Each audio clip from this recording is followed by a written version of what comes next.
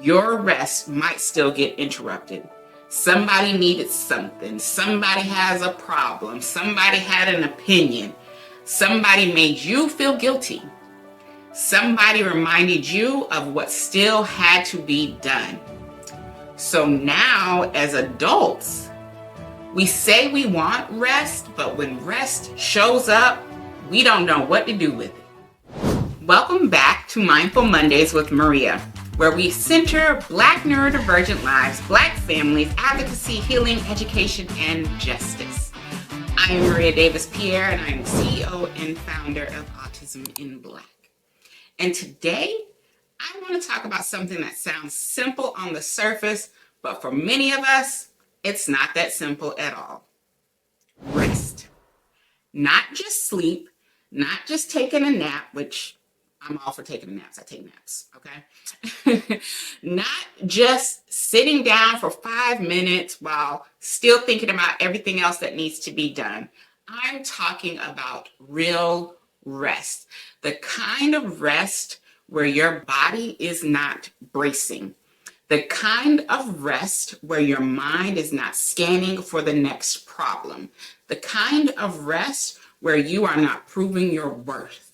The kind of rest where you are not preparing for harm. The kind of rest where you are not waiting for somebody to say, must be nice, or you're lazy, or you should be doing something, right? Because for a lot of us, rest does not feel peaceful. Rest feels unsafe. Rest feels unfamiliar. Rest feels like something bad is about to happen. Rest feels like we're going to fall behind. We're going to get judged. We're going to be punished. Like we're forgetting something, being irresponsible. And I want to name that today, because when you have been conditioned to always produce, always perform, always prepare, anticipate, carry, fix, be ready, rest can feel like real danger. Not because rest is dangerous, but because survival mode taught your body that stillness was not safe. So today we are going to talk about why rest can feel so uncomfortable, why so many of us are struggling to receive it, and how we can begin to unlearn survival mode one small, honest step at a time, okay? Because I'm all about realism over here. Not in a performative way. Not in a go take a bubble bath and everything will be fine way, but in a real way, a grounded way, a Black truth-telling way. Because our bodies deserve more than endurance, okay? Our minds deserve more than constant pressure. And our lives deserve more than just survival. We want to move from survival to thriving. You've heard any of our Autism in Black talks or been to any workshops, you know that that is a theme for us. We move from survival to thriving, right? So I want to start here. Rest is not always easy when you were raised to keep going. Some of us grew up in homes, families, communities, schools, churches, and workplaces where rest was treated like something you had to earn. You could rest after the house was clean, after the work was done, after everybody else was okay, after you proved yourself. You could rest after you were exhausted enough for people to believe you deserved it. And even then, your rest might still get interrupted. Somebody needed something. Somebody has a problem. Somebody had an opinion. Somebody made you feel guilty. Somebody reminded you of what still had to be done. So now, as adults, we say we want rest, but when rest shows up, we don't know what to do with it. Okay? We sit down and immediately feel like we should get up. We take a day off and it fills with errands. We try to relax and start thinking about bills, emails, laundry, appointments, deadlines, family, work, children, okay? The future, the past. I mean, something we forgot, something that we might forget, something that somebody needed from us next. And then we wonder why we're tired. We are tired because even when our bodies stop, our survival mode keeps working. And that is especially real for us as Black folks, because many of us come from people who had to keep going. People who did not have the luxury of falling apart. People who had to work through their grief, work through their pain, work through their sickness, work through racism, through their fear, right? Work through being unseen, underpaid, and overextended. People who survived by pushing. And we honor their survival. We honor what they had to do, but we also have to tell the truth. Some of what helped our people survive is now living in our bodies as pressure. Some of what kept our families going has become the voice in our head saying, don't stop. Some of what was necessary then has become harmful now. And we have to be willing to ask, am I resting or am I waiting for permission to rest? Am I tired or am I carrying generations of keep going? Am I choosing this pace or did I inherit it? That is not blame. That is awareness, because you cannot heal what you keep calling normal. Okay? Now, I want to talk about stillness, because rest is not just about time.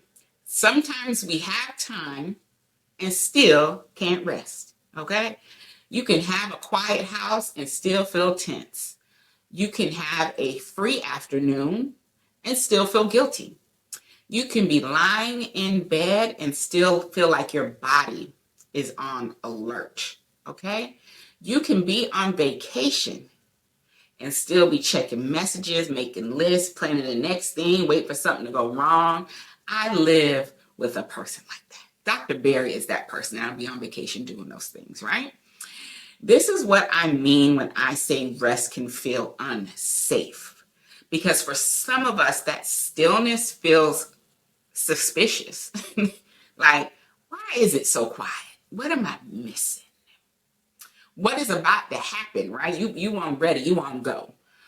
Who is going to need me? Don't let me get too comfortable, because somebody's about to need something, right? And if you're neurodivergent, this can show up in layered ways, right? Maybe your brain is always moving. My brain is always moving, thinking. It's never quiet up in here, right? Maybe transitions are hard, even transitioning into rest. Maybe that silence feels uncomfortable. Maybe you need stimulation to feel regulated, right? Maybe your body is tired, but your mind is racing. Maybe you don't even realize how exhausted you are until you completely shut down, right? Maybe you have spent so much time masking, performing, managing other people's expectations, and trying to appear fine, that you don't know what your body actually needs until it's screaming. And I want to be clear, this is not a character flaw, okay? You are not bad at resting because something is wrong with you. You may be struggling to rest because your body learned that rest was not safe, was not respected, protected, or even allowed. Maybe every time you slowed down, somebody called you lazy. Maybe every time you needed quiet, somebody called you rude. Maybe every time you needed help, somebody called you dramatic, right? Maybe every time you had a need, somebody made you feel like it was a burden. So now your body says, don't need too much. Don't stop too long. Don't get too comfortable. And that is exhausting because now you are not just tired from what you do, you are tired from what your body thinks it has to protect you from. So when you finally get a moment to rest, your body may not immediately relax. It may resist, fidget, feel guilty, feel restless, right? May feel emotional, could feel like some grief happening, right? Because sometimes rest is the first time we hear how tired we really are. And that can be scary. Okay? And, you know, we can't have this conversation without talking about producing, right? Producing is not the same as being worthy. Now let's go there. We're gonna go there with this conversation. A lot of us have connected our worth to what we produce, what we get done, how useful we are, how much we can carry, how much we can handle, how many people we can support, how many fires we could put out, how available we are, how strong we appear. And society rewards that, especially for Black women and caregivers. People praise you for being strong while benefiting from the fact that you never get to be soft. They praise you for being dependable while depending on you past your capacity. They praise you for making it happen while never asking what it cost you. They call you resilient when they should be asking why you had to survive so much in the first place. And let's be honest about that, okay? Sometimes we internalize that. We start feeling proud of how little we need, right? Feeling proud that we can function on no sleep. Feeling proud that everybody calls us when they're in a crisis.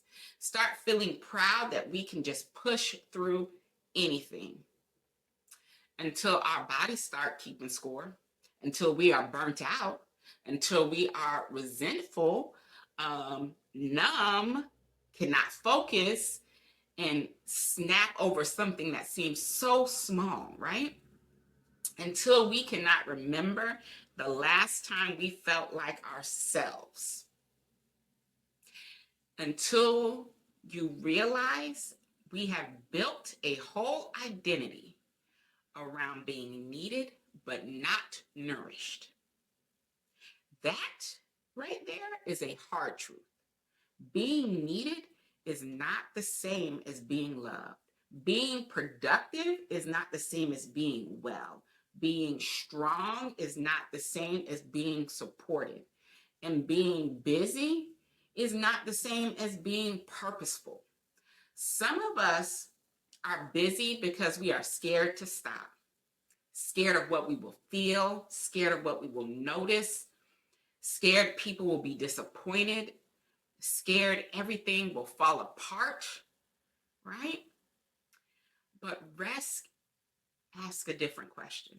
Rest asks, who are you when you are not performing? Who are you when you are not producing? Who are you when nobody is clapping, when you are not rescuing? And for some of us, those questions get uncomfortable. Not because we don't have an answer, but because we have not had enough space to find one. Think on that for a moment. And I want to shift into talking about something important. I want to talk about survival mode, right? Survival mode does not always look like falling apart. Sometimes survival mode looks very functional. It looks like answering an email, showing up to every meeting, making every appointment, taking care of everybody. It looks like excellence, leadership, service, ministry, advocacy, motherhood, caretaking, entrepreneurship. It looks like I'm fine. And that is why people miss it, because we are still moving. You are still producing, showing up, smiling, still getting things done. But inside, you are running on fumes. Inside, you are bracing, right? You are tired of being needed. You are one more demand away from breaking down, okay? Inside, you could be asking, when do I get to be held? And that is why we have to stop measuring wellness by productivity. Just because you are functioning does not mean you are okay, does not mean you're rested. It does not mean that things aren't heavy. And I say this with love because some of us have become experts at carrying heavy things quietly. But quiet caring is still caring. And eventually, your body is going to ask you for what your mouth keeps denying. Your body is going to ask for that rest. Your body will ask through fatigue. It's going to ask through your headaches, the irritability, the shutdown, the tears that come out of nowhere, forgetting things, feeling disconnected, not enjoying things that used to bring joy, right? Through feeling like even small tasks are too much. And we do not need to shame our bodies for that. The body is, in fact, not betraying us.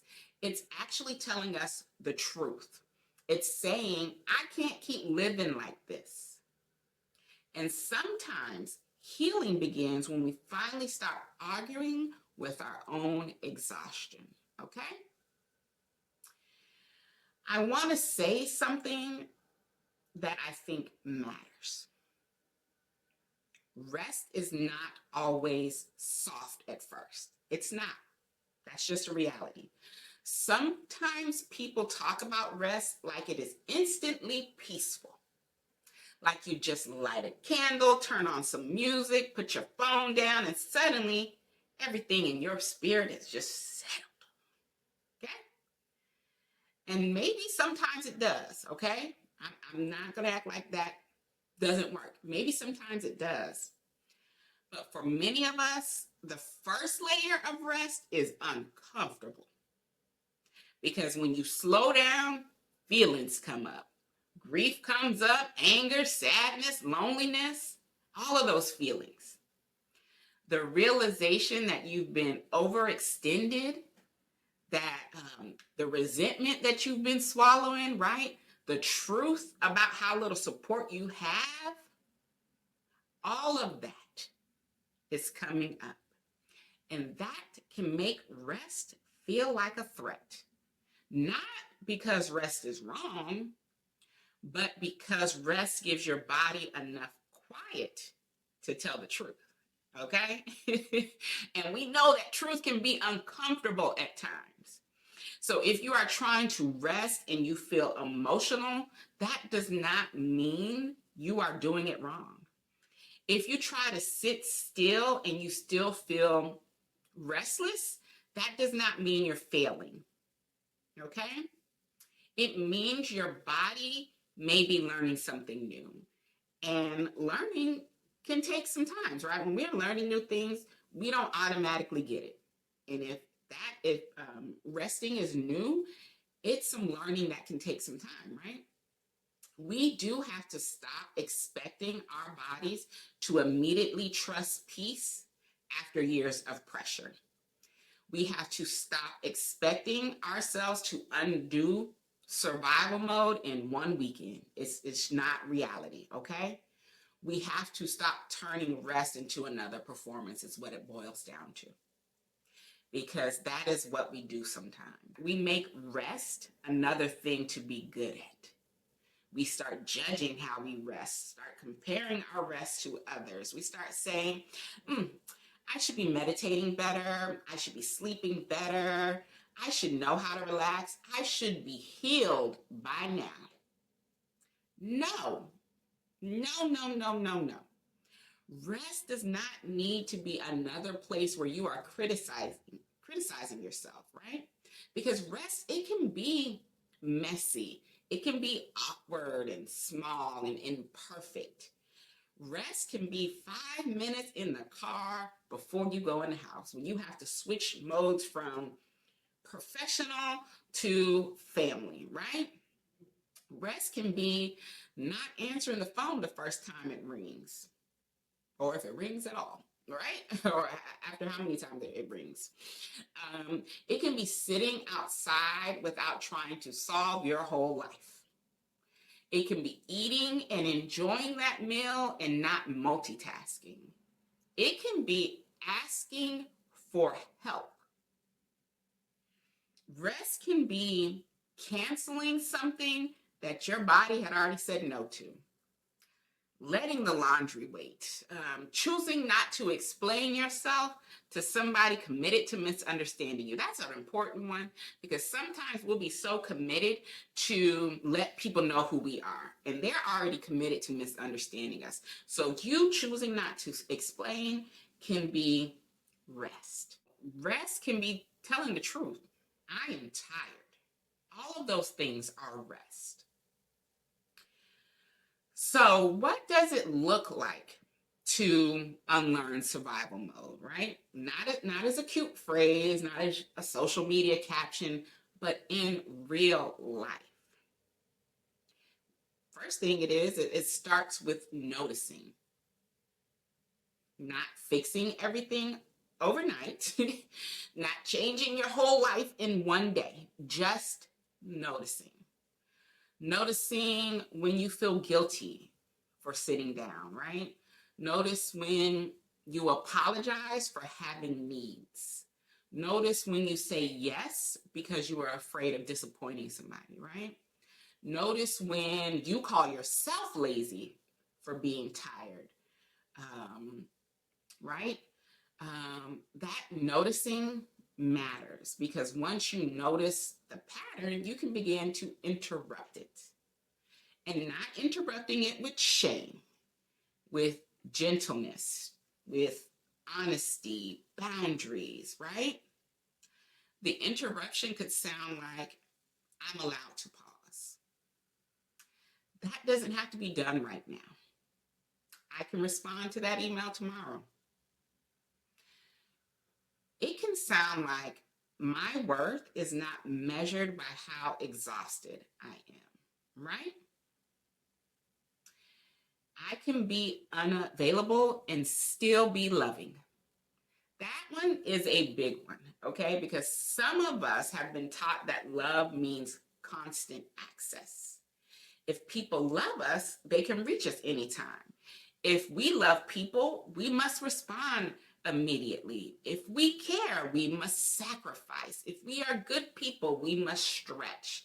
But healthy love does not require constant self-abandonment. Being unavailable sometimes does not mean you do not care. It means you're human.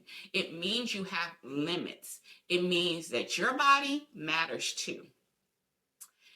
And I know boundaries can feel scary when you are used to surviving through people pleasing. I know that. I am a licensed clinician. I have, had many therapy sessions on talking about boundaries with clients. And I know for those who are used to surviving through people pleasing, boundaries really can feel scary. I get that, and I'm going to acknowledge that. But sometimes the rest you need is on the other side of a boundary you are afraid to set. Okay? That's just the reality. Sometimes rest sounds like, I cannot do that today. I need to get back to you. I am not available for that. I need help. I don't have the capacity. And you do not have to over-explain. Because people who benefit from your exhaustion may not celebrate your rest. Okay? And let that be okay. Everybody may not understand the new version of you that refuses to run on empty. And let that be okay too. You are not becoming selfish. You are becoming honest. Now, I couldn't do this episode without talking about rest for Black neurodivergent bodies. As a neurodivergent individual myself, right? I really want to speak directly to Black neurodivergent folks and the people who love us, right? Rest may not look the way people think it should look. Some of us rest with sound. Some of us rest with movement. Some of us rest by rocking. I'm a big rocker. Pacing, stretching, humming, sitting in the dark, wearing headphones, you know, doing something with our hands. Rest does not have to look still to be real, is my point, right? Rest does not have to look pretty to count. Rest does not have to make sense to other people for it to be valid. Sometimes neurodivergent rest is reducing input. It's getting away from the noise. It's not making eye contact. It's letting yourself stim without shame. It's taking off the mask in those safe environments. It's not forcing yourself to explain your tone, your face, your needs, your quiet, your pace, or your difference, okay? Because in all honesty, I always say this, masking is for safety, but masking is exhausting. Performing fine is exhausting. Trying to be digestible for everyone else is exhausting. And Black neurodivergent people, for us, that performance can be even heavier because you may be navigating racism, ableism, tone policing, respectability politics, family expectations, workplace expectations, school systems, spiritual spaces, medical systems, and the pressure to be never too much. Can't be too direct, can't be too sensitive, can't be too loud, too quiet, too intense, too emotional, too detached, too needy, right? Too different. All of that. So rest may begin with letting yourself exist without editing every part of who you are. Rest may be the moment where you stop asking, how do I make myself easier for other people? And start asking, what does my body need to feel safe enough to breathe? That is a sacred question. What does my body need to feel safe enough to breathe? Not perform, not prove, not produce, to breathe. And that answer could be quiet. It could be music, food, water, a walk, a nap, fewer people, right? It could be honest conversation, canceling something, right? Whatever it is, let that rest be yours. Not what Instagram says, not what hustle culture says, not what the church folks say, not what your mama and daddy and your cousin and your sister Mary, not what any of the family is saying, not what your job says, yours.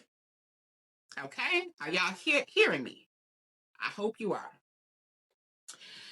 I also want to talk about, because I know we hear this phrase, rest is resistance. And I do believe that. I believe that. For Black people, rest is resistance in a world that has profited from our exhaustion. Rest is resistance in systems that want our labor, but not our fullness, right? Rest is resistant in workplaces that want our brilliance, but not our boundaries. Rest is resistance in families where we have been assigned the role of the strong one, the fixer, the helper, emotional container, emergency contact, backup plan. But rest is not only resistance. It's also a relationship. It's a relationship with your body. with your limits, with your truth. Because when you rest, you are saying to your body, I hear you, I believe you. You do not have to break down to get my attention. You do not have to prove exhaustion before I offer care. And some of us are rebuilding trust with our own bodies because for a long time, we've ignored the signs. We've pushed through the headaches, the fatigue, the overwhelm, the sadness, the warning signs. We told ourselves, just get through this week. Then next week came and then we said it again. Just get through this week. Then the next month, then the next season, then years. And now the body is asking, when do we stop just getting through? Okay? When do we stop just getting through? When do we get to live? When do we get to feel ease without guilt? Right? When do we get to stop earning softness? Rest is one way we begin answering those things. Not perfectly, not all at once, but honestly, right? I hope you have heard me because this is really important. So as we close today, I really want to make this practical, as I always do, right? Not overwhelming, not another assignment that makes you feel like you're failing, because we're not about that here, right? Just one invitation. This week, I want you to choose one form of rest. One, okay? Not a whole lifestyle makeover, not a 30-day challenge, not a perfect morning day routine. One form of rest. Maybe it is physical rest, right? Like laying down or going to bed early, taking a nap, letting your body stop moving. It could be a sensory rest, right? Turning off the TV, dimming the lights, putting on your headphones, right? It could be emotional rest, okay? Not being everybody's therapist this week, right? Not taking on somebody else's crisis, telling the truth about how you feel, letting yourself cry. It could be a mental rest, writing the list down so it's not living in your head, taking a break from decision making, because there is a such thing as decision making fatigue, right? Putting the phone away, letting one thing be unfinished. And that is a difficult one. That's what I'm working on. Maybe it's social rest, canceling a plan, leaving early, right? Not forcing conversation. Okay?